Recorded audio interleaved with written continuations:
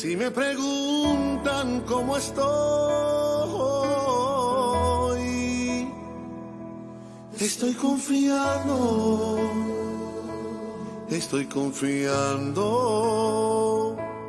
en sus promesas, estoy confiando en su grandeza, porque Él es bueno, fortaleza en el día de angustia, y conoce los que en Él confían.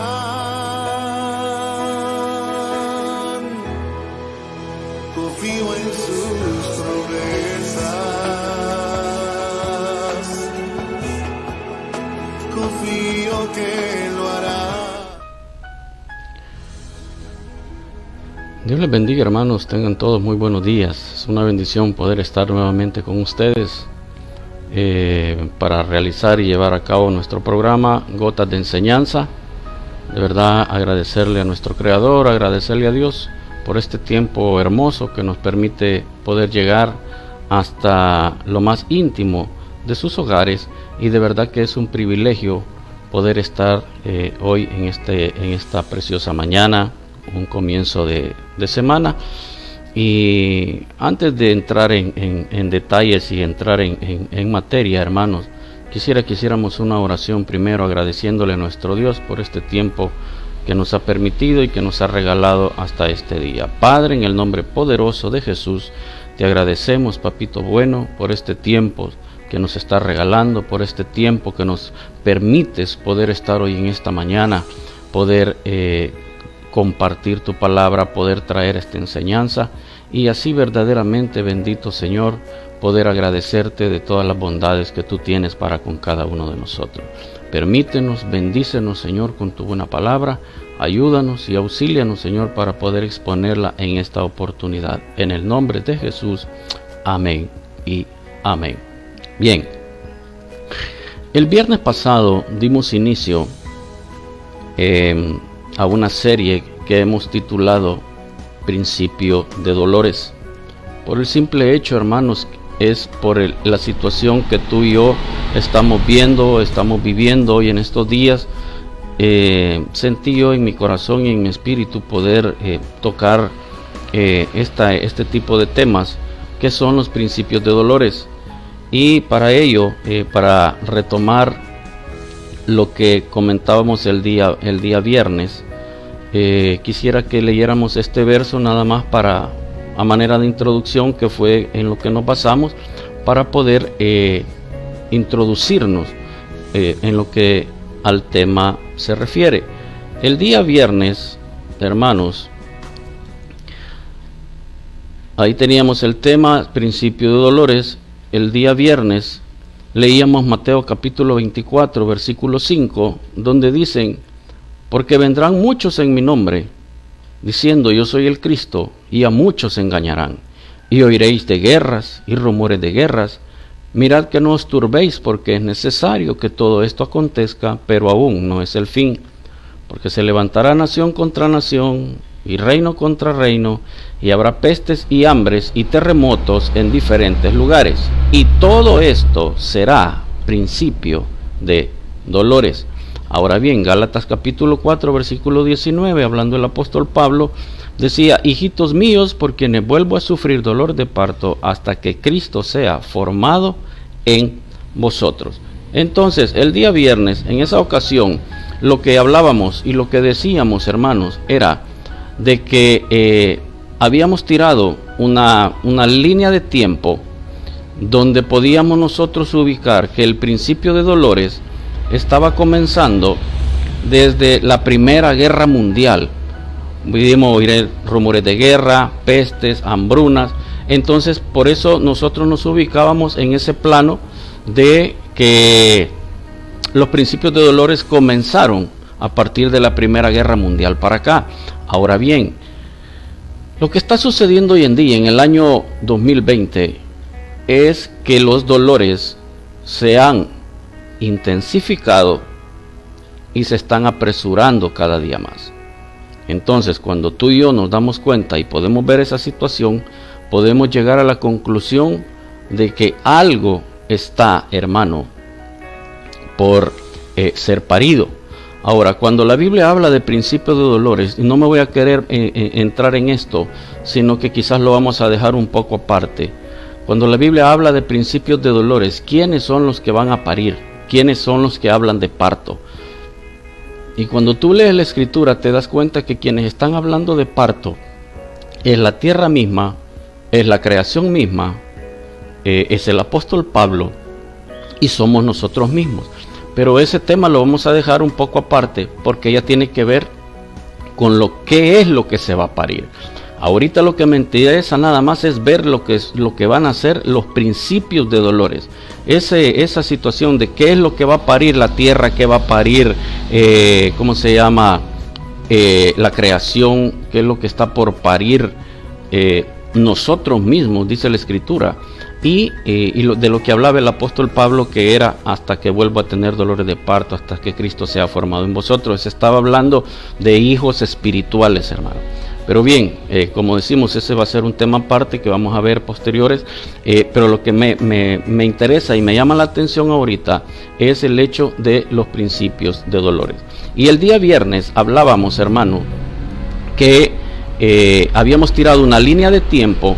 Decíamos también que todo lo que le sucedía a los profetas en el Antiguo Testamento, cuando el Señor quería mostrarle algo al pueblo y decirle, esto es lo que a ustedes van a vivir, esto es lo que a ustedes les va a suceder si no obedecen a mis mandamientos, esto es lo que le va a suceder. Entonces, la vida del profeta era la que iba enmarcando, hermano, lo que le iba a suceder al pueblo de Israel. Hablábamos del profeta Jeremías, que lo pusieron a dormir X cantidad de tiempo de un lado, X cantidad de tiempo del otro lado, y en medio había una plancha de hierro. Eso hablaba del sitio que le iba a suceder a la nación de Israel, que iba a ser sitiado. Hablábamos también del profeta Isaías, donde él anduvo por espacio, anduvo desnudo, hermano. Entonces lo que se hablaba era de que el pueblo iba a andar caminando desnudo en un sentido figurado, iban a andar desnudos espiritualmente hablando, porque la cobertura de ellos, que era nuestro Dios, no la iban a tener.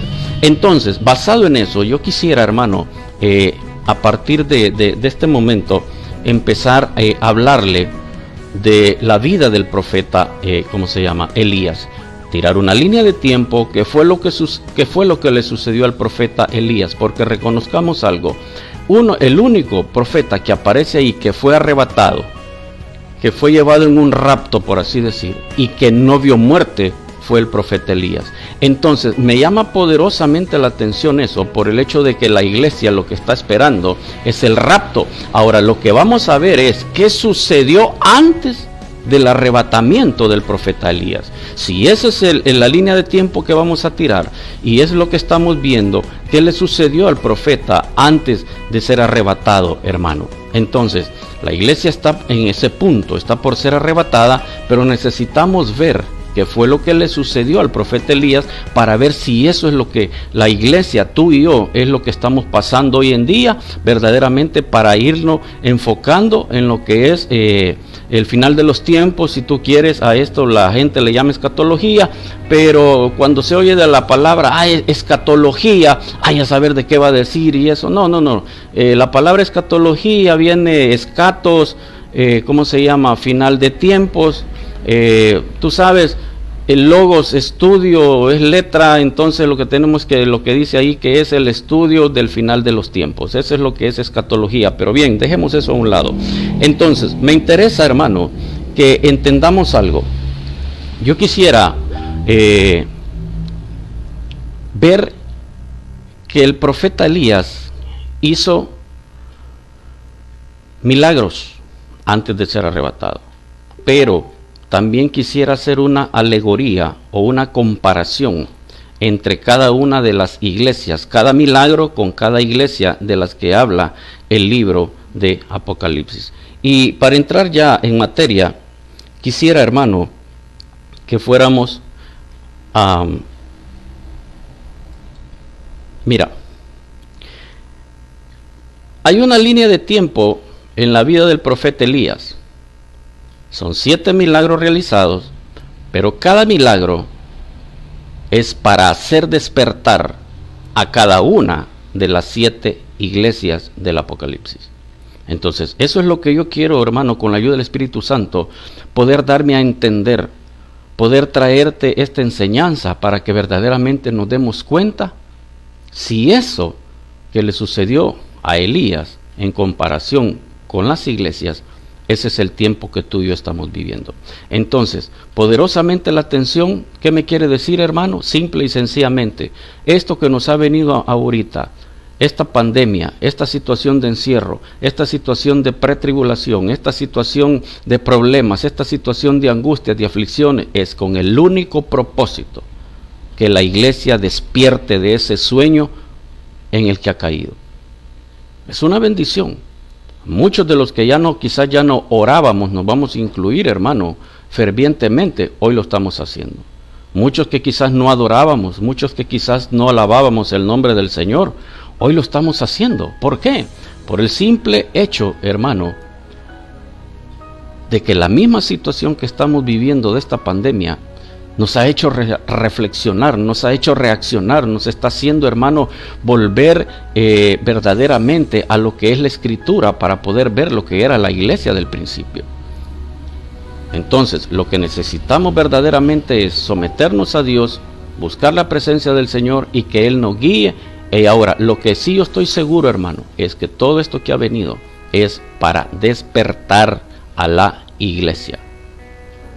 Es para despertar a la iglesia, para que volvamos, hermano, verdaderamente a activar lo que nosotros estábamos necesitando.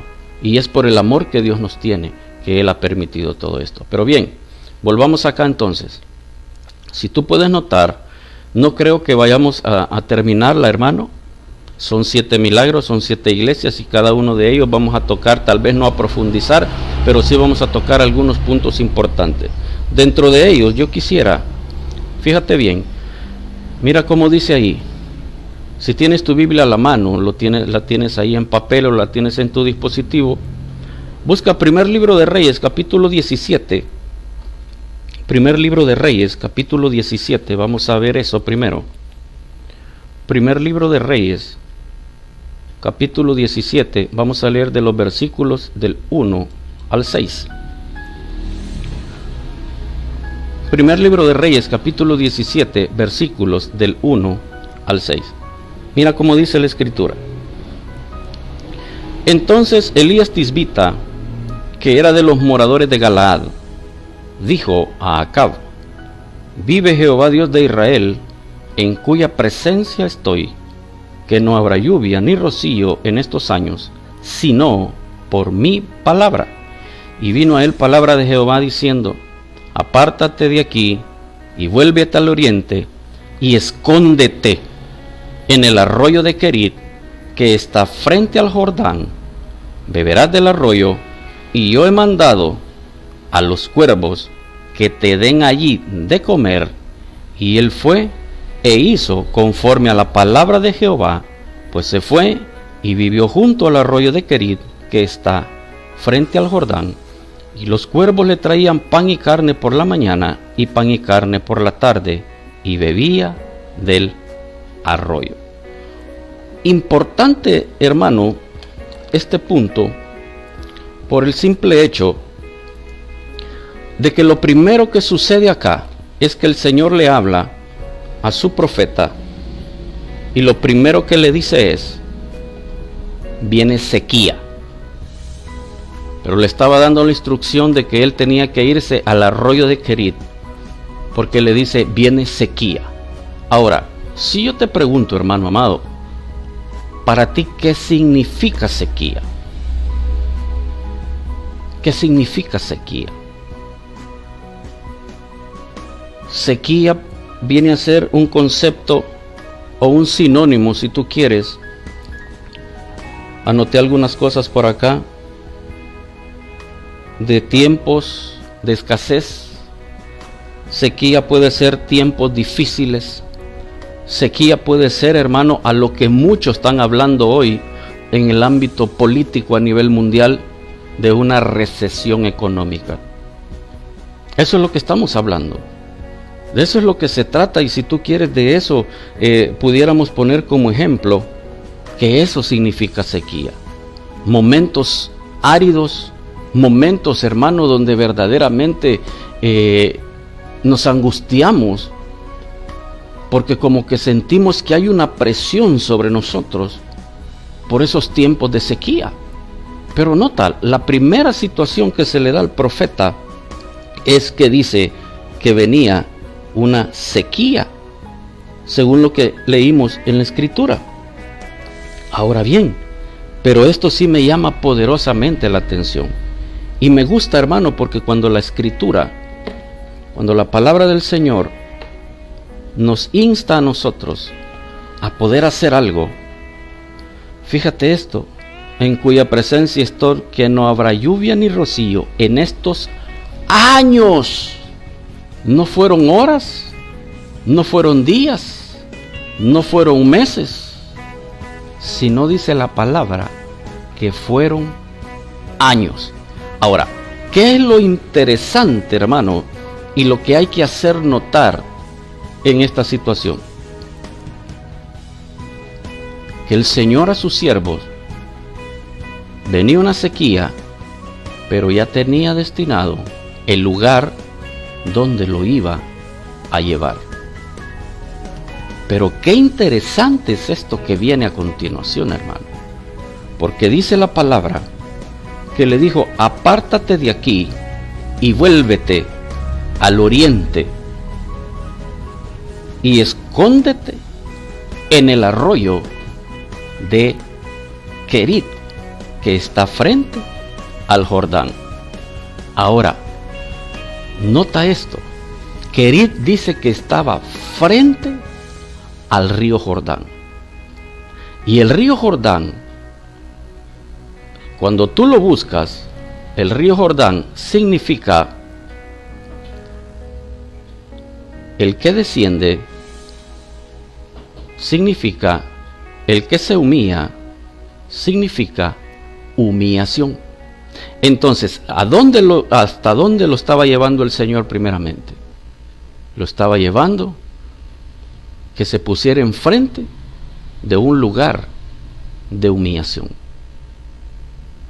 Ahora, pero por si esto fuera poco, la palabra Querit, cuando tú la buscas en la concordancia Strong, viene de la palabra Karat, así como se escucha, Karat. Y Karat quiere decir cortar la carne, consumir, limpiar la carne y hacer un pacto. Mira qué interesante esto. Ahora, ¿por qué era necesario, primeramente, que Elías, el Señor, lo mandara hacia Querit, que está frente al Jordán? Porque el Señor, primeramente, para poder llevar a cabo los trabajos que tú y yo tenemos que hacer afuera, en el mundo, primero tiene que haber un trato para cada uno de nosotros. Primero tiene que haber un trato, hermano, para que empecemos nosotros a profundizar, a tener conciencia quién es el que nos ha llamado y quién es el que quiere utilizar nuestras vidas. Pero mira los significados de Querit: cortar la carne, limpiar la carne. Y sabes que esto a mí me habla, ¿de qué me habla a mí? Esto a mí me habla, hermano, en el antiguo pacto, si lo queremos poner como una figura, a mí me habla de circuncisión. En el antiguo pacto era la circuncisión del prepucio, quitar la carne del órgano viril masculino. Pero hoy en día, para ti y para mí, es una circuncisión del corazón. ¿Y qué es lo que dice? Circuncidar quiere decir quitar la carne, quitar lo carnal, quitar todo lo que podamos tener, hermano, que esté afectando nuestro corazón. Y cuando hablo de corazón, estoy hablando de quizás, si tú quieres, del corazón como músculo, pero también del corazón como mente. Cambiar nuestros pensamientos, dejar de ser hombres y mujeres carnales, dejar de ser hombres y mujeres, hermano, que nuestros pensamientos, en vez de ir evolucionando, están involucionando. En vez de ir hacia adelante, están yendo para atrás. Entonces, el primer trato que tiene nuestro Dios con Elías, estaba preparándolo para todos los milagros que se iban a empezar a dar, hermano. Qué glorioso es este punto. Y esto a mí me lleva y me transporta cuando Moisés estaba pastoreando las ovejas de su suegro Jetro. Y de repente tú conoces, hermano, la escritura, y dice que Moisés vio una zarza ardiente, pero que no se consumía. A Moisés lo que le llamó la atención no era que la zarza encendiera. No era que la zarza encendiera. Lo que le llamó la atención a Moisés fue que la zarza encendida, pero no se consumía. ¿Por qué te digo que no le llamó la atención que la zarza encendiera? Porque, hermano, en esa tierra se dan unas temperaturas, así como se dan unas temperaturas demasiado bajas, también se dan unas temperaturas demasiado altas. Entonces, la zarza lo que significa es un chiribisco seco, hermano, y de tan seco que está, el mismo calor que tiene esa temperatura alta lo hace encender. Pero lo que le llamó la atención a Moisés fue que la zarza se prendió, pero no se consumió. Eso le llamó la atención, esa visión, por eso decidió ir a ver. Ahora, ¿qué sucedió? Ya nuestro Dios había puesto la mirada y había puesto los ojos en Moisés para nombrarlo el libertador de toda la nación de Israel. Pero ¿qué hizo el Señor con Moisés primero? Tú y yo no podemos, hermano, llevar a cabo la tarea que nuestro Dios nos está encomendando si primeramente, imagínate, yo no puedo libertar a alguien si yo estoy atado. Yo no le puedo enseñar a reír a alguien cuando yo nunca he reído. Yo nunca le voy a aprender, le voy a enseñar a llorar a alguien si yo no he llorado. No puedo, hermano, enseñarle a reír a alguien si yo nunca me he reído. Entonces, ¿qué fue lo que el Señor hizo con Moisés primero? Fue tratar con su incredulidad. Y recuerda todo lo que el Señor hizo ahí. Lo primero, quítate las sandalias porque el lugar que estás es santo.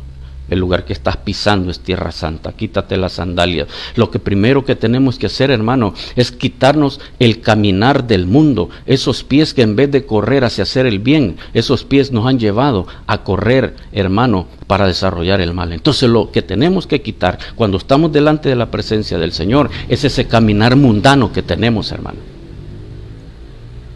Nos quitamos ese caminar mundano, nos presentamos delante de la presencia del Señor descalzos. ¿Por qué? Porque Él nos va a calzar de una forma diferente. La otra cosa que le sucede a Moisés, tira la vara, tú sabes, se convierte en serpiente. Él sintió miedo, tómala por la cola y se volvió a hacer vara. Hay situaciones en la vida que debemos de tener, hermano, el suficiente cuidado. Después viene, ¿qué es lo que hace el Señor? Mete tu mano en tu costado. Mete su mano en su costado. La saca leprosa. Vuélvela a meter. Cuando la volvió a meter, entonces salió limpia. Entonces lo que Dios estaba haciendo con Moisés era tratando primeramente con él, con la incredulidad, mostrándole que el Dios que le estaba llamando era un Dios poderoso. Pero primero tenía que tratar con él. Eso era lo que le estaba sucediendo al profeta Elías. El profeta de fuego, el profeta de agua, el profeta, hermano, que ha hecho grandes cosas y grandes maravillas. Estoy hablando, hermano, de la primera situación que vive Elías, preparándose en el arroyo de Querit, donde iba a venir sequía. Hermano, quiero decirte algo. Si bien es cierto que la sequía estaba sobre todo el pueblo de Israel, y Elías no estaba exento de eso. También él iba a estar en medio de esa sequía. Pero ¿qué es lo tremendo de esto? Que Dios, aún en medio de la sequía, ya tenía preparado donde iba a hacer pasar a su siervo esa sequía. Y esto a mí, hermano, me llena de alegría y me llena de satisfacción, y debería de llenarte a ti de alegría y de satisfacción también, el saber que aunque estamos pasando en medio de esta pandemia, estamos pasando en medio de esta cuarentena, estamos encerrados, estamos sintiendo desfallecer hasta cierto punto, pero yo quiero decirte algo: el mundo, hermano, no tiene la fe y la esperanza que tú y yo tenemos. Si el Señor nos está haciendo pasar a nosotros juntamente con esto, pero Él nos tiene guardados en el hueco de su mano. Tú y yo, esta pandemia, este encierro, esta cuarentena, la estamos pasando de una manera diferente a como el mundo la está pasando. Gloria a Dios. Para que reconozcamos y que entendamos que el Dios que tú y yo tenemos es un Dios grande, fuerte y todopoderoso. Entonces, ¿cuál es el primer lugar donde llevan a Elías? Frente al Jordán, frente a una situación de humillación, que después lo tiene que pasar, pero primero lo están tratando en Kerit, primero lo están tratando en limpiar la carne, primero lo están tratando, hermano, en cortar toda esa carne. Y dice también que Kerit significa hacer un pacto. Lo llevó al lugar donde iban, fíjate bien, a tratar con la carne, a tratar con lo mundano, pero también se iba a convertir en el lugar del pacto que iba a hacer nuestro Dios con Elías. Bendito el nombre del Señor. Mira qué interesante, mira qué hermoso, mira qué glorioso, hermano, es esta situación. Padre bendito, el tiempo es nuestro peor enemigo, pero ¿sabes qué es lo que está sucediendo hoy en día? Este encierro y esta cuarentena, a ti y a mí, es que el Señor nos ha metido y nos ha llevado al arroyo de Kerit. Allá afuera hay sequía, allá afuera hay dificultades, allá afuera hablan de recesión económica, allá afuera hablan, hermanos, solo de situaciones duras, difíciles, y esto y aquello y lo otro. Pero tú y yo por eso debemos de cambiar y circuncidar nuestra mente, tener los pensamientos que pensaría Jesucristo si Él estuviera pasando en este momento. Si de algo estoy seguro, es que Jesucristo no pensaría como tú y yo pensamos, porque Él vivía en una esfera espiritual, en una esfera de altura, sabiendo que el Padre era más que bueno y más que suficiente para sostenerlo en cualquier momento difícil y de angustia.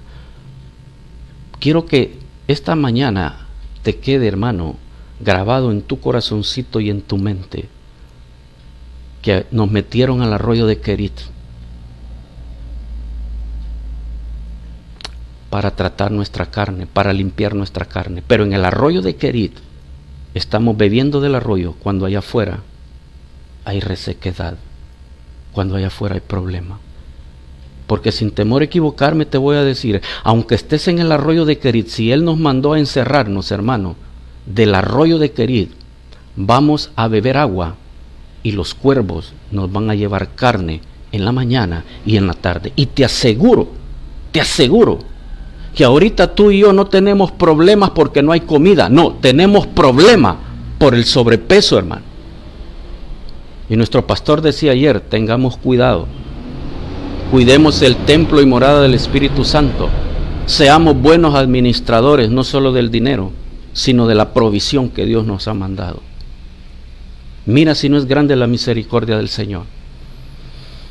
Hermano, pero ya no tocó el punto de la iglesia. ¿Cuál es la comparación de la iglesia? Tiene razón. Por lo menos terminar eso. Ve por favor al Apocalipsis capítulo 2. Apocalipsis capítulo 2, versículos del 1 al 7.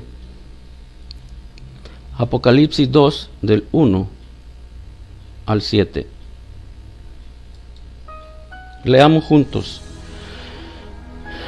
Escribe al ángel de la iglesia en Éfeso: el que tiene las 7 estrellas en su diestra, el que anda en medio de los 7 candeleros de oro, dice esto: yo conozco tus obras y tu arduo trabajo y paciencia, y que no puedes soportar a los malos, y has probado a los que se dicen ser apóstoles y no lo son, y los has hallado mentirosos, y has sufrido y has tenido paciencia, y has trabajado arduamente por amor de mi nombre, y no has desmayado. Pero tengo contra ti, aquí viene, hermano, el señalamiento de nuestro Dios, que has dejado tu primer amor. Recuerda por tanto de dónde has caído, y arrepiéntete y haz las primeras obras, pues si no, vendré pronto a ti y quitaré tu candelero de su lugar, si no te hubieras arrepentido. Pero tienes esto, que aborreces las obras de los nicolaitas, las cuales yo también aborrezco. La comparación que yo te decía que había que hacer del profeta Elías y la iglesia, la primera iglesia que leemos, que es Éfeso, hermano, era que el Señor nos metió a esta situación para tratar con nosotros. ¿Por qué te estoy diciendo que es hacia Éfeso? Porque la iglesia de Éfeso, hermano, después de ser una iglesia enamorada, súper enamorada de la presencia del Señor, en búsqueda de alabanza, en búsqueda de palabra, en búsqueda de sometimiento, en búsqueda de ayuno, en búsqueda de vigilia, en todo lo que tenga que ver cuando alguien está enamorado, hermano, viene el Señor y le hace el primer señalamiento: tengo algo contra ti, sé que no has desmayado. Ahí estás en la iglesia, ahí estás, pero muchas veces estás por compromiso, porque ya el amor que tú sentías hacia mí ha venido menguando. Conozco tus obras, las conozco también. Eso es lo que le está diciendo el Señor. Conozco tus obras, también conozco tu arduo trabajo, conozco tu paciencia y que no puedes soportar a los malos.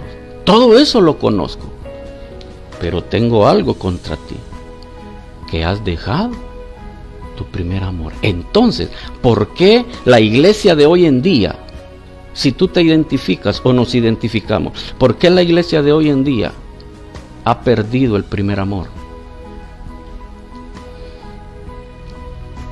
Porque nos hemos vuelto carnales, hermano. Por eso es necesario que el Señor nos metiera al arroyo de Querit, para que limpiara nuestra carne, para que limpiara verdaderamente, hermano, todo lo que tenga que limpiar, que tenga que ver con carne, que tenga que ver con situaciones del mundo. Él conoce nuestras obras, Él conoce que no desmayamos, Él conoce nuestro arduo trabajo, Él conoce, hermano, que no aceptamos lo malo, Él conoce que no aceptamos a los nicolaitas. Aborrecemos esa doctrina que también Él aborrece, dice el Señor, pero hemos dejado el primer amor. Y no vamos a poder seguir avanzando si no volvemos a enamorarnos de la presencia del Señor. ¿Cómo nos vamos a enamorar? ¿Qué tiempo nos ha dado el Señor en este espacio? Y la llevaré al desierto, y ahí le hablaré a su corazón.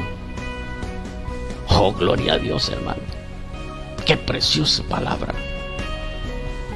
Quizás no voy a poder terminar.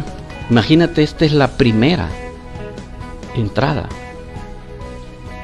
Yo pensaba tratar 2 puntos por enseñanza, pero es demasiado lo que hay que aprender, es demasiado lo que Dios tiene para enseñarnos, hermano. Nota algo, iglesia amada, estamos en el arroyo de Querit, pero estando en el arroyo de Querit, la nación de Israel tenía problemas porque no habían frutos, porque no había que comer, porque no había agua, porque no había llovido. Elías estaba ahí, pasando también esa sequía, pero se la estaba pasando con una palabra de parte de Dios, guardado en el hueco de su mano, que sería el arroyo de Querit.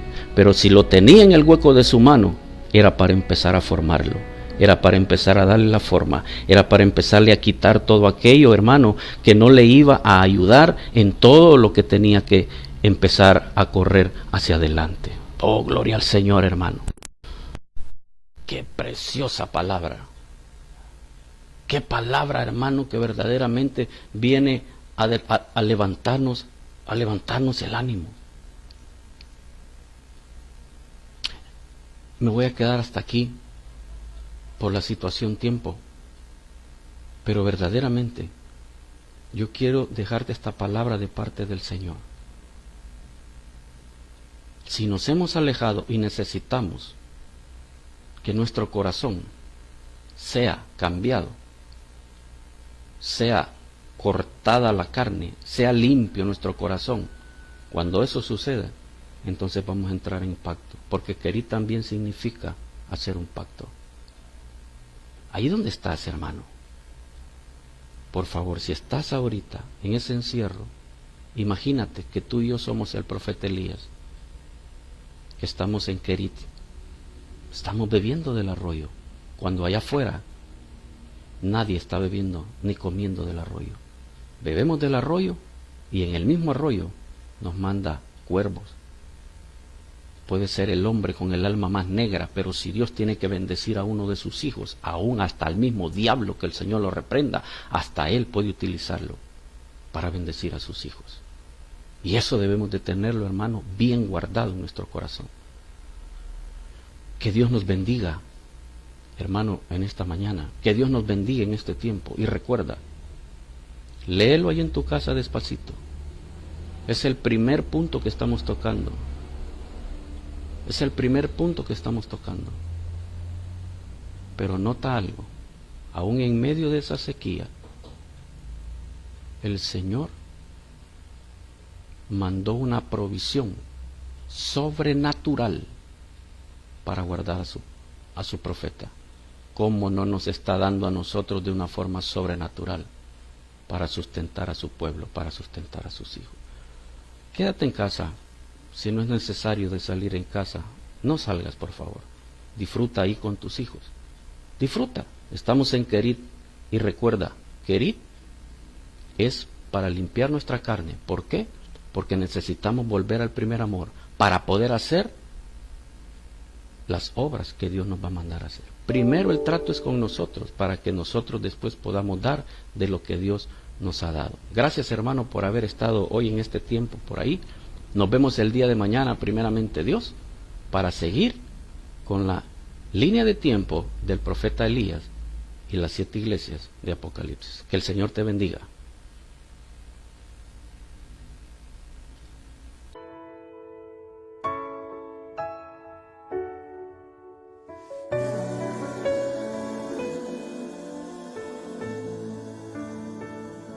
Si me preguntan cómo estoy, estoy confiando